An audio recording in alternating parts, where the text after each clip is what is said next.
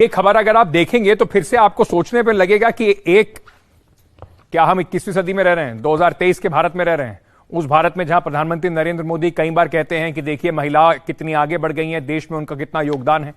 फौज में महिलाओं के जाने की बात हो रही है, फौज में महिलाएं सर्विस भी दे रही हैं, लेकिन उसके बाद भी एक पुरुष प्रधान देश में किस तरीके से एक मानसिकता जो है वो झलकती है, वो इन एमपी साहब की मानसिकता आपको बताएगी। ये भारतीय जनता पार्टी के कर्नाटक के कोलार के जो एरिया है वहां का एक वीडियो आपको दिखा रहे हैं जो सोशल मीडिया पे तेजी से वायरल हो रहा है। वीडियो में कर्नाटक के बीजेपी सांसद एस मुनिस्वामी एक महिला को फटकार रहे हैं। क्यों फटकार रहे हैं? क्योंकि उसने बिंदी नहीं लगाई हुई थी, माथे पर उसने बिंदी नहीं लगा रखी थी, इसलिए एमपी साहब को बहुत नागवार गुजरी ये बात। फटकारते हुए उस महिला से कहा जा रहा है कि पहले बिंदी लगाओ, तुम्हारा पति जिंदा है ना, क्या तुम्हारे पास कोई कॉमन सेंस नहीं है? यह 8 मार्च का मामला है। अब आप पूछेंगे मामला 8 मार्च का है तो क्या बड़ी बात है? उस दिन अंतर्राष्ट्रीय महिला दिवस मनाया जा रहा था और इसी दिन एक प्रदर्शनी के कार्यक्रम में सांसद महोदय मुख्य अतिथि बन के पहुंचे थे कोलार में। इसका उद्घाटन करने के बाद सांसद साहब जब स्टॉल में घूम रहे थे तो महिला वेंडर जब अपने स्टॉल के बारे में उनको बता रही थी तो सांसद जी बहुत गुस्से में आ गए क्योंकि महिला ने बिंदी नहीं लगाई हुई थी। जरा सुन लीजिए इनकी बात, क्योंकि भाषा शायद कहीं हमारे दर्शकों को समझ में ना आए, इसलिए इसका हिंदी में भी हम आपको नीचे लिखकर बताएंगे ट्रांसलेशन। तो जरा सुनिए साहब क्या कह रहे हैं।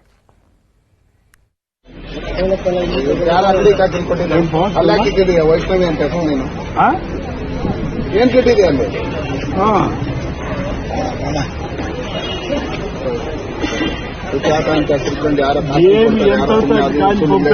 बट एक फस्ट ಕೊಡಮ್ಮ ಮುನ್ಕ ಗಂಡ ಬದುಕಿದಂತಾನೆ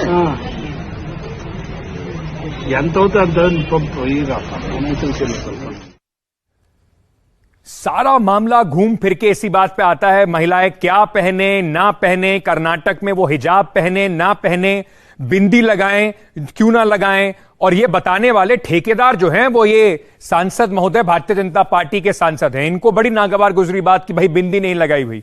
ये कौन तय करेगा? ये सांसद साहब तय करेंगे किसी महिला को बिंदी लगानी चाहिए या नहीं लगानी चाहिए। निहाल किदवई हमारे सहयोगी इस वक्त हमारे साथ जुड़ रहे हैं। निहाल, ये क्या तरीका है और ये क्या भाषा है? ये चुनाव का समय है कर्नाटक में, तो क्या भारतीय जनता पार्टी के पास यही मुद्दे रह गए हैं, टीपू सुल्तान, बिंदी, हिजाब, इसी पर चुनाव लड़ लेंगे पूरा? देखिए, जिस तरह से यहाँ पर बातें हो रही हैं इस चुनाव को देख के मद्देनजर, तो आप देखिएगा कि हर तरफ कहीं न कहीं कुछ इस तरह की इश्यूज हैं जिसको सामने लाए जा रहे हैं और उस पर काफ़ी बहस भी छिड़ती है। जैसे आप मुनिस्वामी को लीजिए, जिनका वीडियो अभी आपने दिखाया, ये पहले कॉरपोरेटर थे। बेंगलुरु में व्हाइटफील्ड एक इलाका है, वहाँ से कॉरपोरेटर थे।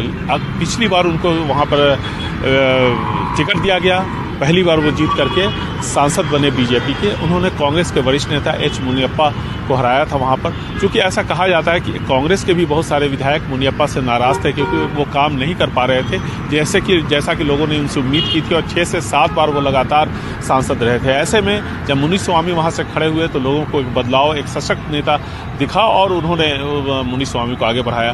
इस तरह की जो भाषा उन्होंने की है, जो बात की है, उसके बाद यहाँ के देखिए जो बीजेपी के नेता हैं इस पर कोई भी प्रतिक्रिया फिलहाल नहीं दे रहे हैं, क्योंकि महिला दिवस के मौके पर इस तरह की भाषा के इस्तेमाल, और कहा यह भी जा रहा है कि उस स्टॉल का नाम वैष्णवी था, तो ये भी पूछा गया कि वैष्णवी स्टॉल का नाम रखा है, अगर तुम कन्वर्ट हो गई हो तो फिर नाम अगर सुजाता है तो ऐसी सूरत में बिंदी लगाने में क्या परेशानी है। तो इस तरह की बातें भी हुई। हालांकि आधिकारिक तौर पर इस पर अभी किसी ने कुछ बताया नहीं है, लेकिन कुल मिलाकर के बीजेपी यहाँ पर चूंकि लिंगायत उनसे खफा चल रहे हैं, आपको रोक रहा हूँ। कांग्रेस के नेता प्रियांक खड़गे साहब इस वक्त हमारे साथ जुड़ रहे हैं। प्रियांक साहब, बहुत बहुत शुक्रिया हमसे बात करने के लिए। क्या ये बीजेपी के एमपी तय करेंगे या मर्द तय करेंगे कि महिलाओं को क्या पहनना चाहिए, क्या नहीं पहनना चाहिए, बिंदी लगाएं ना लगाएं? कर्नाटक में बात हो रही है कि वो हिजाब पहने ना पहने, इन सब बातों के लिए ही शायद क्या एमपी बना के भेजा जाता है सर लोगों को?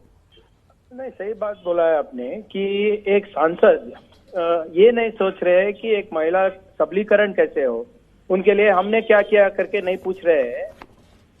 वो पूछ रहे हैं कि तुम बिंदी क्यों नहीं लगाया, इसके लिए चुन के भेजे है क्या उनको? ये मनुस्मृति का ये मेंटालिटी जो है ये लागू करने के लिए ये एमपी बने हैं। ये उनको महिलाओं को नौकरी देने का या उनका सबलीकरण के लिए नहीं चुने गए हैं। खड़गे साहब, क्योंकि कर्नाटक में इस बार चुनाव भी है कर्नाटका में, तो क्या आपको लगता है कि इस बार भारतीय जनता पार्टी के जो मुद्दे हैं वो यही रहने वाले हैं? टीपू सुल्तान, हिजाब और ये बिंदी का मुद्दा, इन्हीं मुद्दों पर क्या चुनाव लड़ेगी बीजेपी? ऑलरेडी हमारे जो स्टेट बीजेपी प्रेसिडेंट है नलिन कुमार कटील, हमारा दुर्भाग्य है वो भी एक सांसद है।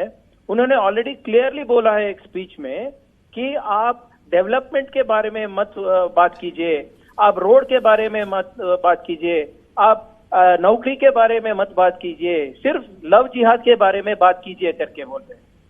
ये संसद जो स्टेट गवर्नमेंट उनका है, सेंट्रल गवर्नमेंट पिछले 9 साल उनका है, उनके डेवलपमेंट कुछ है ही नहीं है क्या? अभी ये टिप्पू वर्सेस सावरकर यही नैरेटिव लेकर आना चाहिए चाह रहे हैं, बट असल में ये चुनाव जो है ये मनुस्मृति वर्सेस संविधान है और इस चुनाव में जीत संविधान की होगी। सर बहुत बहुत शुक्रिया हमसे बात करने के लिए प्रियांक खड़गे साहब। आप लोग भी सोच रहे होंगे, महिला सशक्तिकरण की बात कर रहे हैं, वीडियो उनका दिखा रहे हैं और पुरुषों की बात कर रहे हैं, और आपको लग रहा होगा कि मैं भी, एंकर भी पुरुष, गेस्ट जो आ रहे हैं वो भी पुरुष, हमारे संवाददाता जो सहयोगी हमारे से जुड़े वो भी पुरुष। हमने बड़ी कोशिश की और मेरे सहयोगी अभी पीछे कोशिश कर भी रहे हैं, लगातार फोन लगाया जा रहा है। खुशबू सुंदर जी को फोन लगा रहे हैं, हमने रेखा शर्मा जी से भी बात करने की कोशिश की कि वो कुछ आके कह दें, क्योंकि वो एनसीडब्ल्यू की चीफ है, महिला जो कमीशन है उसकी चीफ है, कि क्या यही शोभा देता है हमारे माननीय सांसद साहब को इस तरह की भाषा किसी महिला के लिए इस्तेमाल करना, ये तय करना कि वो कौन सी महिला क्या करे, बिंदी लगाए या ना लगाए। कोशिश हम लगातार कर रहे हैं। भारतीय जनता पार्टी की तरफ से भी कई रिएक्शन की हमने कोशिश की, पर अभी फिलहाल इस पर कोई बात नहीं करना चाहता है। लेकिन छोड़े सिर्फ इसलिए दिए जा रहा हूं, अभी जाने से पहले छोटा सा एक ब्रेक ले लेते हैं।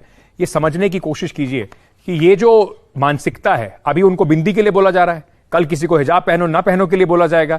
तो महिलाएं चाहे किसी भी धर्म की हो, कहीं से भी हो, पर तय पुरुष करेंगे कि उनका आचरण कैसा होना चाहिए, वो क्या पहने क्या ना पहने, कैसे रहें क्या ना करें, ये पुरुष तय करेंगे। धर्म कोई भी हो सकता है।